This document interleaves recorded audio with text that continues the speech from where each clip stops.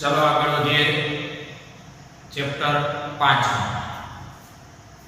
Next point magnetisation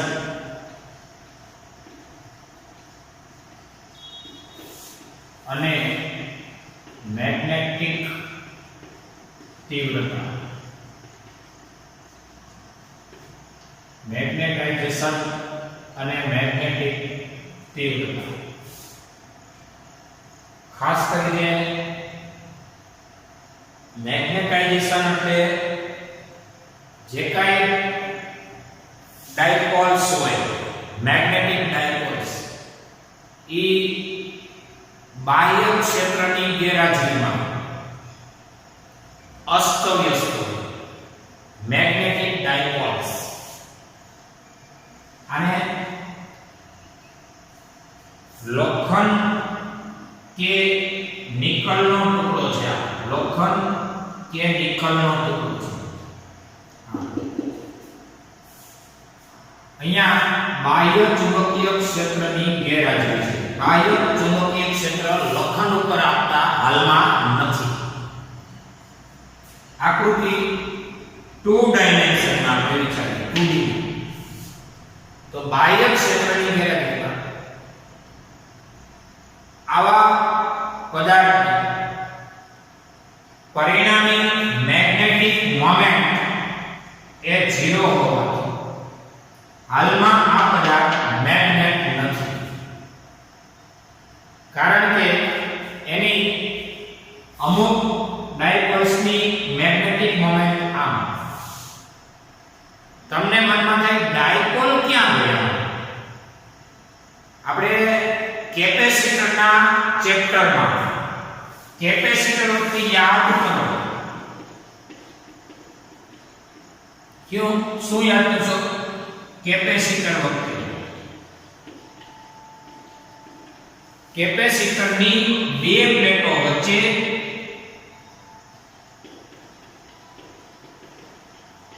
die electric पदार्थ जेने कहो छो अवाहक पदार्थ ने मूकवाथी एनु कैपेसिटन्स के गणो थई जाय तो આપણે સાબિત કરેલું છે કારણ કે એમાં અવાહક પદાર્થના અસ્તવ્યસ્ત ડાયપોલ એક ડિશ થઈ જાય આવું આપણે ભણ્યા છે આ બે પ્લેટો હતી આવી आ एक प्लेट आ बीजी प्लेट आ धन प्लेट आ ऋण प्लेट હવે બાહ્ય ક્ષેત્રની ગેરહાજરીમાં આ ડાઇલેક્ટ્રિક પદાર્થ એટલે અવાહક પદાર્થના જે કાંઈ ડાયપોલ્સ હતા એમાં ડાયપોલ્સ ઓલરેડી હોય છે અહીંયા ઋણ અહીંયા ધન અહીંયા ઋણ અહીંયા ધન પણ જ્યારે ક્ષેત્રની હાજરી કરી દો બેટરી લગાડી દો એટલે અસ્તવ્યસ્ત ડાયપોલ્સ એક દિશામાં કન્વર્ટેશન એટલે કે ગોઠવણ થવાની આ પ્રક્રિયાને આપણે કહેતા હતા પોલરાઇઝેશન એટલે કે ધ્રુવીકરણ કારણ કે ફીલ્ડ લાગેલું છે બાહ્ય ફીલ્ડ એટલે કે બાહ્ય ક્ષેત્ર બેટરી દ્વારા લાગુ પડેલું ક્ષેત્ર છે ક્ષેત્રની દિશામાં ધન ગોઠવાય ઋણ વિરુદ્ધ દિશામાં ધન ક્ષેત્રની દિશામાં ઋણ વિરુદ્ધ દિશામાં યાદ કરો આ બધી ગોઠવણને એકમ કદની વિદ્યુત ડાયપોલ મોમેન્ટ ટોટલ અને એનું નામ હતું પોલરાઇઝેશન એટલે કે ધ્રુવીકરણ એકમ કદની ડાયપોલ મોમેન્ટ કેવી ડાયપોલ મોમેન્ટ વિદ્યુત ડાયપોલ મોમેન્ટ એટલે ધ્રુવીકરણ હતું આ વિદ્યુતને લગતી વાત હતી અહીંયા ચુંબકને લગતી વાત કરી રહ્યા છે તો ચુંબકમાં ડાયપોલ ક્યાં હોય તો કે આ લોખંડમાં ચુંબક નથી સોરી પેલા લોખંડમાં કોઈ પરમાણુ વિચાર લોખંડનો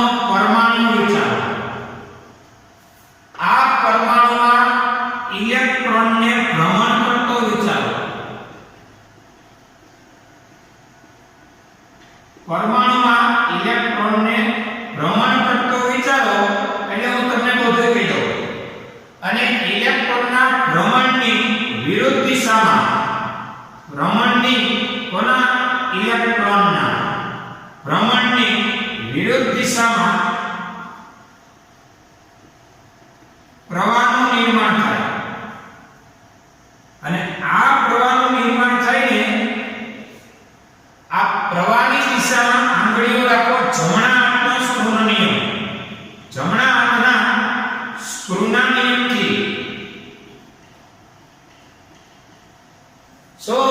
પ્રવાહની દિશામાં આંગળીઓ વીંટાળો અંગૂઠો આવે એ મેગ્નેટિક મોમેન્ટ કહેવાય m બરાબર ia m બરાબર ia આંગળીઓને પ્રવાહની દિશામાં વીંટાળો પ્રવાહ કોની દિશામાં હોય ભાઈ ઇલેક્ટ્રોનની ગતિની વિરુદ્ધ દિશામાં ક્યાં ઇલેક્ટ્રોન ફરતો હોય પરમાણુના ન્યુક્લિયસની ફરતે શેમાં વાત કરું છું લોખંડ કે નિકલમાં એની લોખંડ કે મિશ્ર ધાતુમાં લોખંડ કે મિશ્ર ધાતુમાં પરમાણુ વિચારો પરમાણુમાં ભ્રમણ કરતો ઇલેક્ટ્રોન વિચારો ભ્રમણ કરતા ઇલેક્ટ્રોનની વિરુદ્ધ દિશામાં પ્રવાહનું નિર્માણ થયું છે કારણ કે પ્રવાહની દિશા ઇલેક્ટ્રોનની ગતિની વિરુદ્ધ દિશા અને આ પ્રવાહ ની દિશામાં આંગળીઓ વીંટાળતા અંગૂઠો જે દિશામાં આવે એ મેગ્નેટિક મોમેન્ટની દિશા થાય m વેક્ટર m બરાબર i એટલે અહીંયા ઇલેક્ટ્રોન્સ સપોઝ આમ ફરે એટલે પ્રવાહનું નિર્માણ આમ કરે છે ઇલેક્ટ્રોનની ભ્રમણની વિરુદ્ધ દિશા મગજમાં રાખજો પ્રવાહ નિર્માણ થાય એટલે આંગળીઓને પ્રવાહ દિશા રાખતા અંગૂઠો આવ્યો એ મેગ્નેટિક મોમેન્ટ આમ વાત કરો પ્રવાહની દિશા સપોઝ આંગળીઓને પ્રવાહની દિશા રાખો અંગૂઠો આવે એ મેગ્નેટિક મોમેન્ટ m આમાં m વેક્ટર નીચે છે આમાં વેક્ટર આમ છે દાખલા તરીકે આમ વિચારો પ્રવાહની દિશામાં આંગળીઓ વિચારો અંગૂઠો આવે એ મેગ્નેટિક મોમેન્ટ હવે કોકની આમ દિશા છે કોકની આમ છે કોકની આમ છે આ બધાય વતી પરિણામી મેગ્નેટિક મોમેન્ટ કેવી ગણાય શૂન્ય કા તો કે બાહ્ય ક્ષેત્ર નથી બાહ્ય ક્ષેત્ર b એ 0 છે હવે બાહ્ય ક્ષેત્રની હાજરી કરો બાહ્ય ક્ષેત્રની હાજરીમાં શું થાય છે તો કે જો બાહ્ય ક્ષેત્ર એ 0 ન હોય મતલબ કાઈ આ વખતે આ તમારો જે કાઈ લોખંડનો ટુકડો છે એને બાહ્ય ક્ષેત્રની હાજરી આપી દો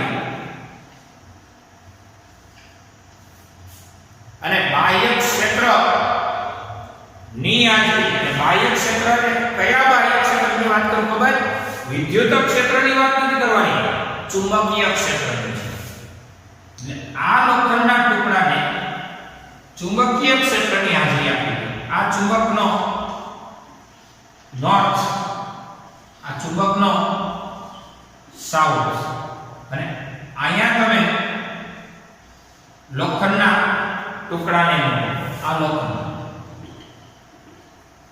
આ વખતે આ પોઝિશન શું થશે તો કે એના ભ્રમણ કરતા ઇલેક્ટ્રોન્સ ની દિશા જો એક દિશ થઈ જાય તો એનું મેગ્નેટાઇઝેશન થઈ જાય એટલે એમ સરળતાથી થાતું નથી આ તો ખાલી સમજાવવું એના માટે તમારે આગળ આપણે આજના ચર્ચામાં આવશે એને સોલેનોઇડમાં મૂકવો પડશે કોને લોખંડ કે નિકલને આમ નથી મૂકવાનું આપણે મૂકશું એને સોલેનોઇડ આ છે સોલેનોઇડ સોલેનોઇડમાં જે પદાર્થનો ચુંબક કારણ કે તમે ભણ્યા છો સોલેનોઇડની અંદર ચુંબકીય ક્ષેત્ર હોય ભણ્યા છો કે નહીં આપણે વાત કરતા હતા એનું ડાયપોલ કેમ જો ડાયપોલ અસ્તવ્યસ્ત દિશામાં કેમ હજી નો મગજમાં ગયા તો કહી દઉં ડાયપોલ એટલા માટે પ્રવાહની દિશામાં સમઘડી હોય સાઉથ એનાથી વિરુદ્ધ દિશાનો પોલ થાય એ નોર્થ થાય અને ઇલેક્ટ્રોનની ગતિ કોઈ જે દિશામાં થતી હોય છે પણ એનાથી વિરુદ્ધ દિશામાં પ્રવાહનું નિર્માણ આ પ્રવાહની ગતિ એટલે કે પ્રવાહની દિશા સમઘડી થતી હોય તો એ છેડો સાઉથ પાછળનો છેડો એ નોર્થ. આને કહેવાય ડાયપોલ. ચુંબકીય ડાયપોલ એટલે ઇલેક્ટ્રોનની ગતિ કોની ફરતે? ન્યુક્લિયસમાં ભ્રમણ કરે છે. ન્યુક્લિયસની કક્ષામાં એટલે કે પરમાણુના ન્યુક્લિયસની કક્ષામાં ભ્રમણ કરતા ઇલેક્ટ્રોનની ગતિની વિરુદ્ધ દિશામાં પ્રવાહનું નિર્માણ. અને પ્રવાહની જે દિશાઓ હોય, પ્રવાહની કોઈ એક પર્ટિક્યુલર દિશા નક્કી કરો, એમાં એસ એટલે કે સાઉથ બનતો હોય. એસ કેમ બને છે તો ખબર છે ને? આમ પ્રવાહનું નિર્માણ હોય, પ્રવાહનું નિર્માણ તો અહીંયા સાઉથ બની જાય અને આમ નિર્માણ હોય, આમને બદલે આમ.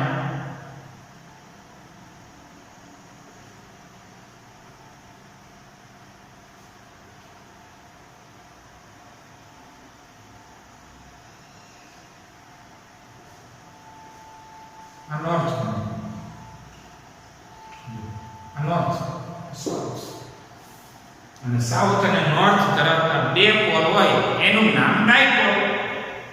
ડાયપોલ એટલે ત્યાં n ને s લખેલ ન હોય. ઇલેક્ટ્રોનની ગતિ જોઈ લેવાની એટલે વિચાર લેવાની. જો કોઈ ઇલેક્ટ્રોન તો જોવાનો નહીં નેચરલી તો. અને ઇલેક્ટ્રોનની ગતિની વિરુદ્ધ દિશાનું પ્રવાહની દિશા, પ્રવાહની દિશામાં સમકળી ભાગ હોય એ સાઉથ, કે નથી પાછળનો હોય એ નોર્થ. આ સિસ્ટમ અપનાવવાની. એટલે સોલેનોઇડની અંદર ચુંબકીય ક્ષેત્ર હોવાનું. હવે આપણે ચર્ચા ચાલુ કરીએ. ચલો આપણે આ ચુંબકીય ક્ષેત્રમાં મેગ્નેટાઇઝેશન એટલે મેં તમને કહી દીધું, મેગ્નેટાઇઝેશન કેપિટલ એમ હતું. મેગ્નેટાઇઝેશન કેપિટલ એમ એટલે એકમ કદની કુલ ડાયપોલ મોમેન્ટ. એમનો એકમ આ ડાયપોલ મોમેન્ટ m બરાબર તમે જાણો છો IA, ampere into metre square છે, બરોબર? અને કદ એટલે મીટર ઘન. મીટર સ્ક્વેર ઉડી ગયા એટલે એકમ થયો એમ્પિયર પ્રતિ મીટર. મેગ્નેટાઇઝેશન નો એકમ કદનો ડાયપોલ મોમેન્ટ 100% થઈ જાય એટલે 100% મેગ્નેટાઇઝેશન થઈ ગયો એટલે કે 100% એનું ધ્રુવીકરણ.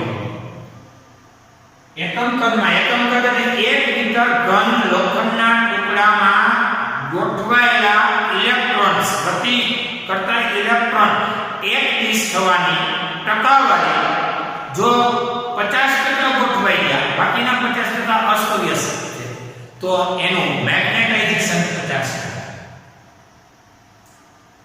એટલે એ એનું મેગ્નેટાઇઝેશન કેપિટલ M. હવે મેગ્નેટિક તીવ્રતા એટલે શું? જો મેગ્નેટિક તીવ્રતા h એટલે એકમ લંબાઈના n આટાનો વિદ્યુત પ્રવાહ અને એકમ લંબાઈમાં આટાની સંખ્યાને સ્મોલ n કહેવાય. આ કેપિટલ H છે. એ નોંધવું હોય તો નોંધતા જજો. આ મેગ્નેટિક તીવ્રતા છે. આપણે હમણાં પેલા મેગ્નેટાઇઝેશન એ પણ નોંધી લો. કેપિટલ M એકમ કદનો ટોટલ ડાયપોલ મોમેન્ટ. આ બે બોક્સને નોંધી શકો છો.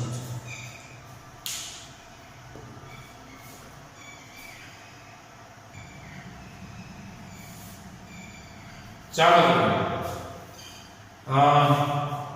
મેગ્નેટાઇઝેશન કેપિટલ M અને મેગ્નેટિક તીવ્રતા કેપિટલ H વચ્ચેનો સંબંધ.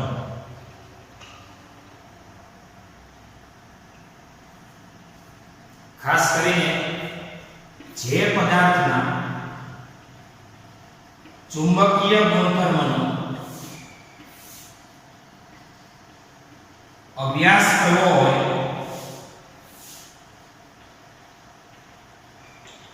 તેવા પદાર્થને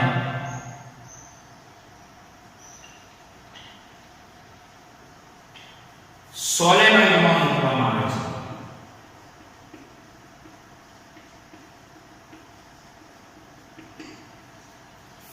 જે પદાર્થના ચુંબકીય ગુણધર્મોનો અભ્યાસ કરવો હોય એવા પદાર્થને સોલેનોઇડ કહેવાય.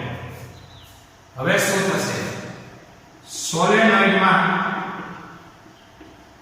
લોખંડ કે નિકલના ટુકડાને મૂકવાથી B બરાબર આ સોલેનોઇડનું વત્તા આ લોખંડનું પોતાનું. જો ક્લાસરૂમ માં વિદ્યાર્થીઓ ન બેઠા હોય તો ક્લાસરૂમ જ કહેવાય. એવી જ રીતે સોલેનોઇડમાં લોખંડનો ટુકડો ન મૂકો તો સોલેનોઇડ કહેવાય. તો સોલેનોઇડ હોય તો ચુંબકીય ક્ષેત્ર કહેવાય મુની જેટલું. યાદ કરો B બરાબર μ0 એને આપણે સાબિત કર્યું છે. જ્યારે લોખંડનો કે કોઈ એની મિશ્ર ધાતુનો ટુકડો મૂકવાથી B બરાબર કહેવાય μ0 કેપિટલ M. આ કેમ Bm એટલે μ0 M આવ્યું એની સમજૂતી આપી. જો Bm એટલે Bm ચલે છે કેપિટલ M એટલે કહેવાય ચુંબકીય ક્ષેત્ર. ઓલોય ચુંબકીય ક્ષેત્ર છે, આ સોલેનોઇડનું ક્ષેત્ર છે. આ પદાર્થનું એટલે કે લોખંડમાં એકમ કદની ડાયપોલ મોમેન્ટ સેટ થવાથી ઉદ્ભવેલું લોખંડનું પોતાનું ક્ષેત્ર. અને લોખંડ જો ક્ષેત્ર ઉત્પન્ન કરીને દે તો આપણે એને લોખંડ નહીં કહીએ, આપણે એને ચુંબક કહીશું. એટલે Bm એટલે કે પદાર્થનું ચુંબકીય ક્ષેત્ર. M એટલે મેગ્નેટાઇઝેશન. મેગ્નેટાઇઝેશન જો વધુ થઈ ગયું હોય તો વધુ પદાર્થ પોતાનું ચુંબકીય ક્ષેત્ર ઉત્પન્ન કરી ગયો હોય. અને મેગ્નેટાઇઝેશન એટલે હમણાં પહેલા આપણે એકમ કદની ટોટલ ડાયપોલ મોમેન્ટ. એકમ કદમાં ડાયપોલ મોમેન્ટ 10% થઈ છે તો એ મેગ્નેટાઇઝેશન જ 10%. એકમ કદમાં ડાયપોલ મોમેન્ટ 100% થઈ ગઈ, બધી ડાયપોલ્સ એક દિશ થઈ ગઈ છે તો એનું મેગ્નેટાઇઝેશન 100. આમ ગણો તો પદાર્થનું ચુંબકીય ક્ષેત્ર એ મેગ્નેટાઇઝેશનના સમપ્રમાણ. ચુંબકીય ક્ષેત્ર હોતું પેલા નથી, પેલા મેગ્નેટાઇઝેશન હોય છે. એકમ કદનું ડાયપોલ મોમેન્ટ એક દિશ થવાની પ્રક્રિયા થાય અને મેગ્નેટાઇઝેશન થઈ જાય.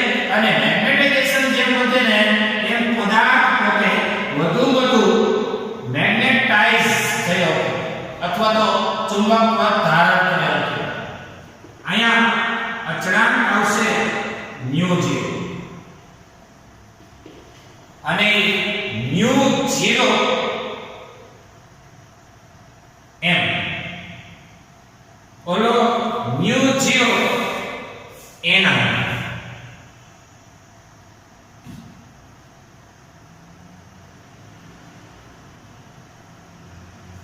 આ પદાર્થ માટે છે પણ સોલેનોઇડની અંદર હોવાથી μ0 આપ્યું છે. આ મગજમાં રાખો, કારણ કે સોલેનોઇડની અંદર હવા કે શૂન્યાવકાશ હોય. હવે આપણે ચર્ચા એ કરી રહ્યા છીએ કે μ0 સ્મોલ n એટલે એકમ લંબાઈમાં આંટાની સંખ્યા સ્મોલ n અને કેપિટલ I વત્તા μ0 M એટલે કે μ0 એકમ લંબાઈના n આંટાનો પ્રવાહ એટલે કહેવાય આપણી મેગ્નેટિક તીવ્રતા H. એકમ લંબાઈમાં n આંટાનો પ્રવાહ એટલે મેગ્નેટિક તીવ્રતા કેપિટલ H વત્તા μ0 M. અને આ થયું કુલ ક્ષેત્ર. અત્યાર સુધી સોલેનોઇડની અંદર તો μ0 એના. હવે પદાર્થ સોલેનોઇડની અંદર મૂકવાથી પદાર્થ જ મેગ્નેટાઇઝ થવા લાગ્યો છે. એટલે કે પદાર્થ પોતાના દરેક ઇલેક્ટ્રોનને કયો પદાર્થ લોખંડ કે નિકલ પોતાના દરેક ઇલેક્ટ્રોનને કરી રહ્યો છે, એટલે કે બાહ્ય ક્ષેત્રની હાજરી છે. સોલેનોઇડની અંદર પોતાનું ક્ષેત્ર તો હોય, ચુંબકીય ક્ષેત્ર. સોલેનોઇડમાં શું પસાર થયેલો હોય? વિદ્યુત પ્રવાહને લીધે ચુંબકીય ક્ષેત્ર ઉત્પન્ન થાય. આપણે સૂત્ર સાબિત કરેલું છે. અને એ ચુંબકીય ક્ષેત્રમાં લોખંડને મૂકવાથી પદાર્થ મેગ્નેટાઇઝ થઈ ગયું કહેવાય. કેટલું મેગ્નેટાઇઝ થાય? એકમ કદની કેટલીક મોમેન્ટ, ડાયપોલ મોમેન્ટ ગોઠવાય તો મેગ્નેટાઇઝ થઈ જાય. μ0 કોમન નીકળો. હવે એટલે H+m વધશે. B બરાબર, જો તેથી B બરાબર, જો μ0 કોમન H+m, તેથી B/μ0 H+m. તો હવે વધશે H બરાબર B/μ0 -m. આ એનો રિલેશન છે. કોની વચ્ચેનો? H અને m વચ્ચેનો સંબંધ. H એટલે મેગ્નેટિક તીવ્રતા અને m એટલે મેગ્નેટાઇઝેશન. જોઈએ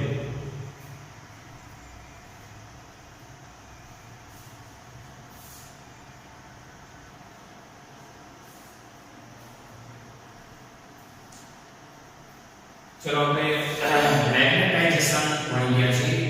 એકમ કદની કુલ ડાયપોલ મોમેન્ટ અને મેગ્નેટાઇઝેશન આયન કેપેસિટી.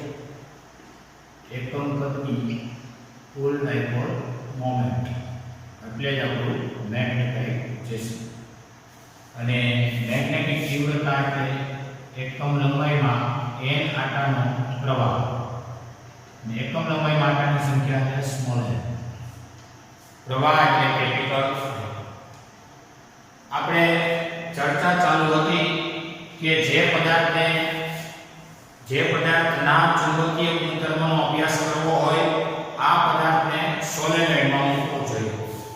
તો કુલ ચુંબકીય ક્ષેત્ર એટલે સોલેનોઇડની અંદરનું પ્લસ પદાર્થને મૂકવાથી પદાર્થનું પણ મેગ્નેટાઇઝેશન થવાથી પદાર્થ દ્વારા ઉદ્ભવેલું ક્ષેત્ર EBM.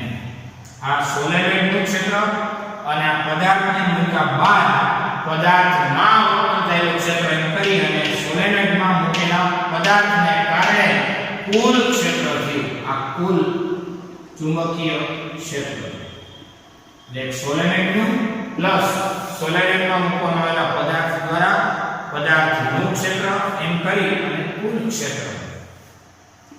આનું સૂત્ર હતું μ0 ni અને આ હતું તમારું bm. આવો તો ને bm ચલે છે કેપિટલ N. bm બરાબર μ0 m હતું. યાદ કરો bm ની જગ્યાએ μ0 m. પછી ni એટલે શું? તો ni એટલે કેપિટલ H એટલે μh પ્લસ μ0 m આટલું ગણ્યા હતા તમે. તો પછી μ0 કોમન H+m. હવે એક ચર્ચા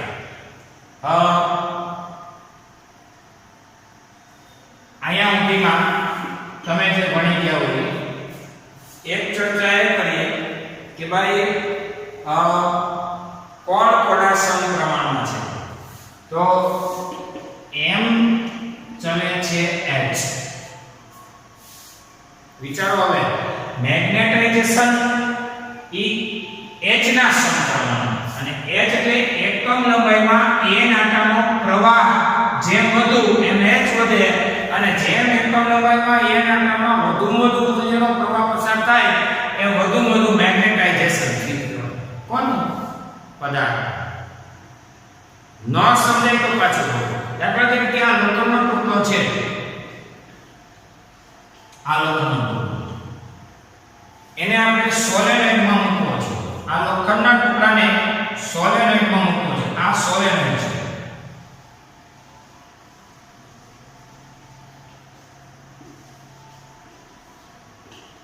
જોજો જરાય બેતા નહીં.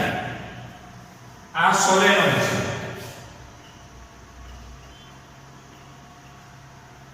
આ અંદર રહેલો લોખંડ છે.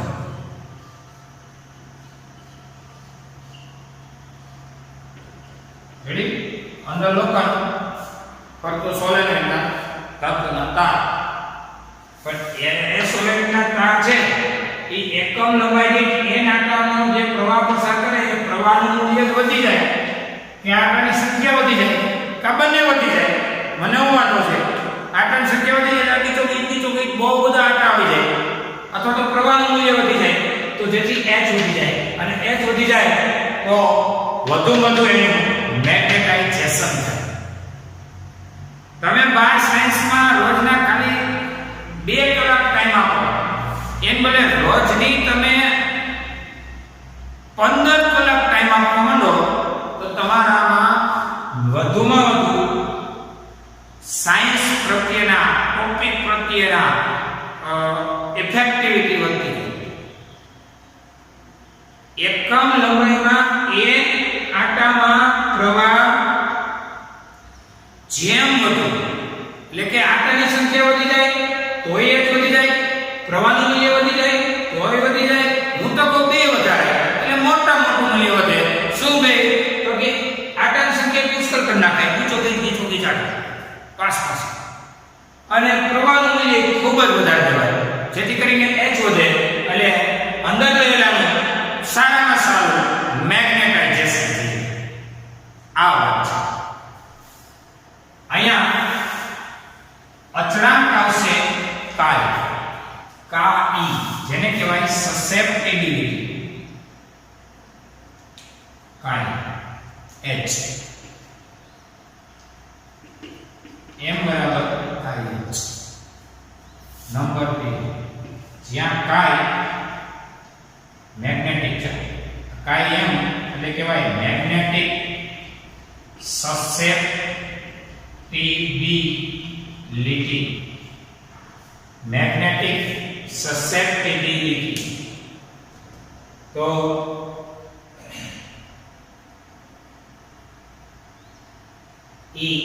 મેગ્નેટિક સસેપ્ટિબિલિટી કાયમ એકમ રહિત છે. હવે તમને એમ થાય સાબિત કરજો ને એકમ રહિત નું કામ છે તો કે કાયમ એટલે m/h છે. જો કાયમ એટલે કોણ? તો કે m/h છે. m શું છે? તો કે એકમ કદનો કુલ ડાયપોલ મોમેન્ટ છે. h શું છે? h એકમ લંબાઈમાં n આટાનો પ્રવાહ છે. એકમ લંબાઈમાં n આટાનો પ્રવાહ છે.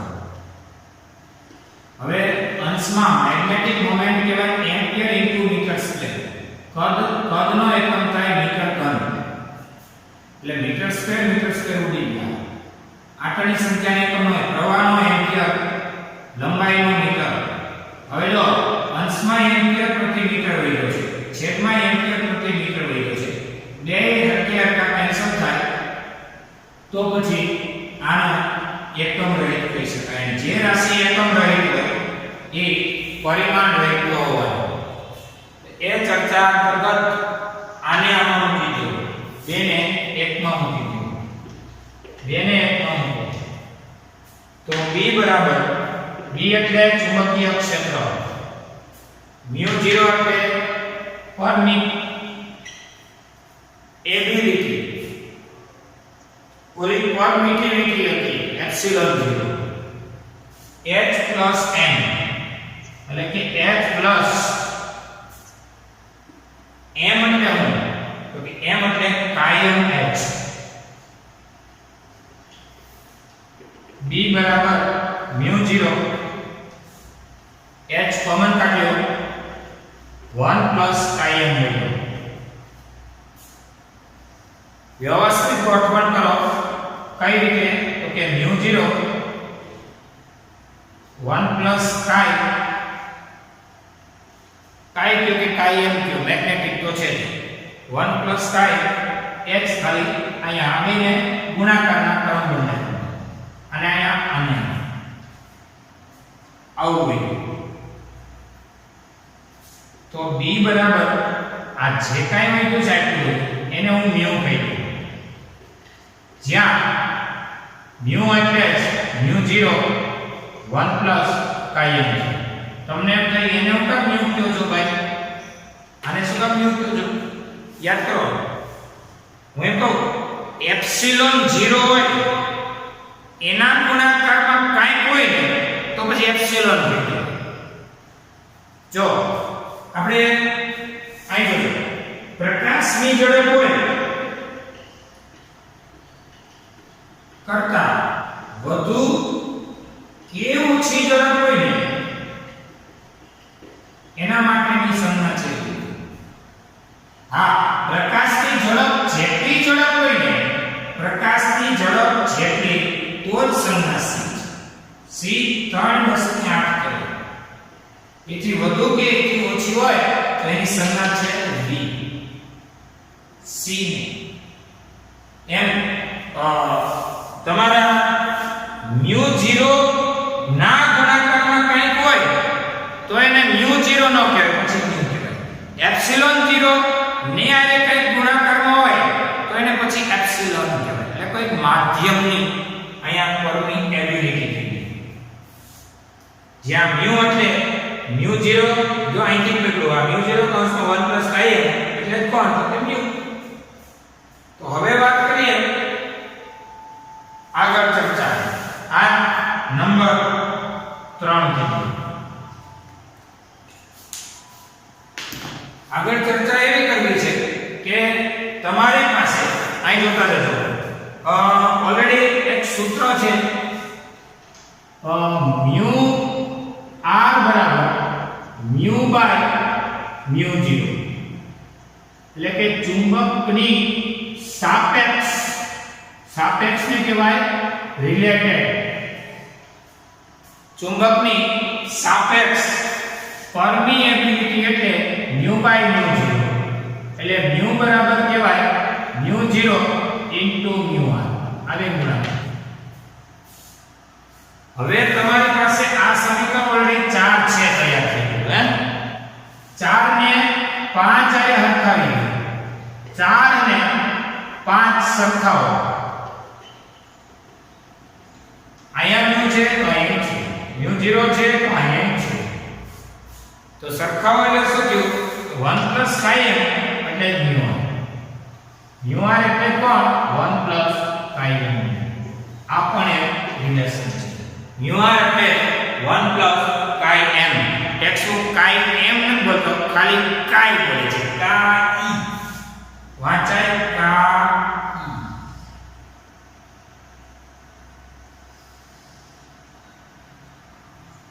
કાઈ. તેની વાંચવાની વાત છે આ સંબંધ કાઈ.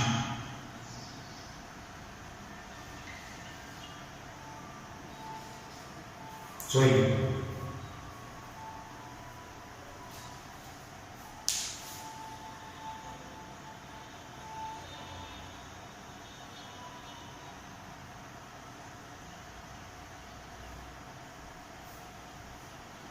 ચલો, આપણી પાસે ભૌતિક રાશિઓ ક્રમશઃ વધતી જાય છે. એક કેપિટલ M છે, એક કેપિટલ H છે, એક કાઈ છે, ત્યાર પછી મ્યુ છે, મ્યુ 0 છે, સ્મોલ m છે, I છે, વિદ્યુત પ્રવાહ I, B છે, પછી H છે, HE, ZE છે, BE છે, E એટલે અર્થ,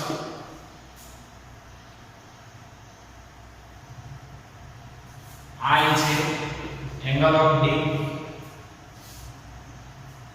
કેપિટલ D છે ડેક્લિનેશન, પછી બીજી રાશિઓમાં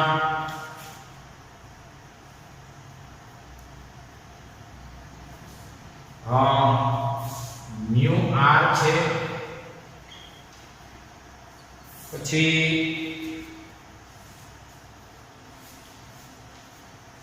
એ સિવાય બધી તૈયારી કરજો છોકરાઓ. છોકરાઓ તૈયારી કરજો. આ બધું રોજ તૈયારી કરવા બેસો તો ભેગું થશે. ધીરે ધીરે સમજૂતી સાથે આગળ વધજો. આનું નામ છે મેગ્નેટાઇઝેશન. એકમ ગતિ કુલ ડાયપોલ મોમેન્ટ. આ છે મેગ્નેટિક તીવ્રતા. એકમ લંબાઈમાં n આકારનો પ્રવાહ લેવા. આ છે કાઈ વિશે સમજીએ. આપણે કીધું m ચલે છે h. m બરાબર કાઈ h અથવા કાયમ h. કાયમ એટલે સસેપ્ટિબિલિટી એટલે શું ખબર? કેટલા ગાળામાં એ મેગ્નેટાઇઝ થાય એની સસેપ્ટિબિલિટી રહ્યો. કાયમ m/h. સસેપ્ટિબિલિટી એ આ બેનો ગુણોત્તર છે. ખાસ કરીને કેટલા ગાળામાં એ બધા મેગ્નેટાઇઝ તૈયાર થાય એની સસેપ્ટિબિલિટી ગણાય. હવે આપણે એ પણ જોવા જઈ રહ્યા છીએ કે ભાઈ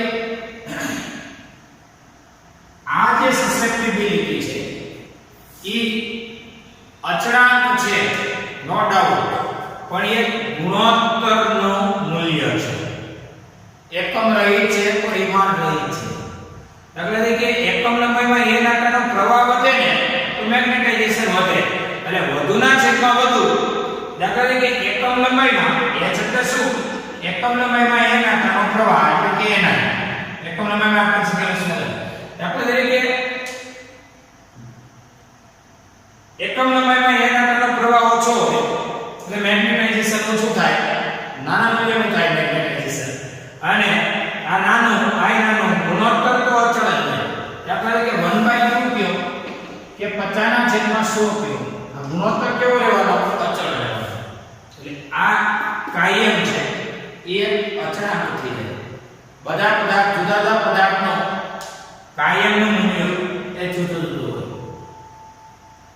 હવે આને તો ઓળખો છો, પદાર્થની અથવા તો માધ્યમની પરમીએબિલિટી.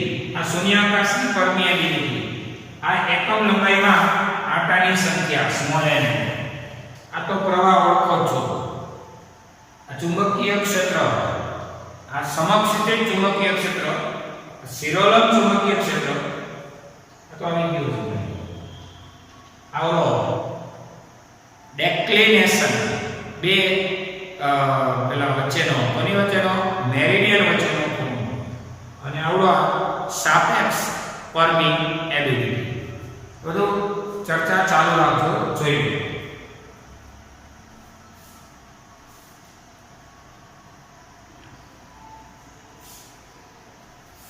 ચલો ડેઇલી ટેસ્ટ નોંધી લો. મેગ્નેટાઇઝેશન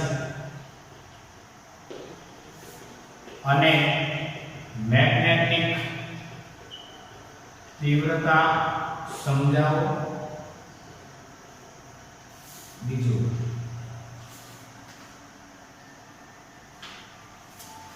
બીજો પ્રશ્ન, B બરાબર mu h એટલે કે ચુંબકીય ક્ષેત્ર B અને મેગ્નેટિક તીવ્રતા h વચ્ચેનો સંબંધ B બરાબર mu h મેળવો. રેડી? અહીંયા આપણું લેક્ચર પૂરું થાય છે, જોઈએ.